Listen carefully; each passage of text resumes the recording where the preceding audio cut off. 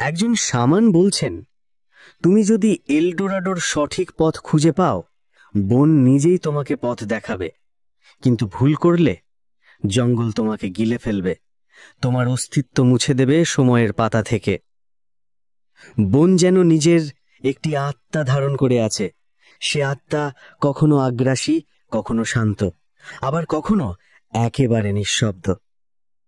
Amazon শুধু গাছপালা বা নদী নালা নয়, এ যেন এক জীবন্ত প্রাচীন গ্রন্থ, যার প্রতিটি পাতায় লুকিয়ে আছে ইতিহাস, বিপদ আর প্রতিশ্রুতির সমুদ্র। অনেক অভিযাত্রী এক এক সময় দাবি করে তারা এই শহরের কিছু চিহ্ন পেয়েছে। কেউ পেয়েছে সোনার টুকরো, কেউ বলেছে অদ্ভুত গুহার ভেতরে জ্যামিতিক নিদর্শনের কথা, যেগুলো কোনো আদিম সভ্যতার নয়। আবার কেউ বলেছে একটা ঝর্ণার নিচে নাকি এক সোনার মূর্তি দাঁড়িয়ে আছে, যেটি কেবল নির্দিষ্ট সূর্যের আলোয় ধরা পড়ে।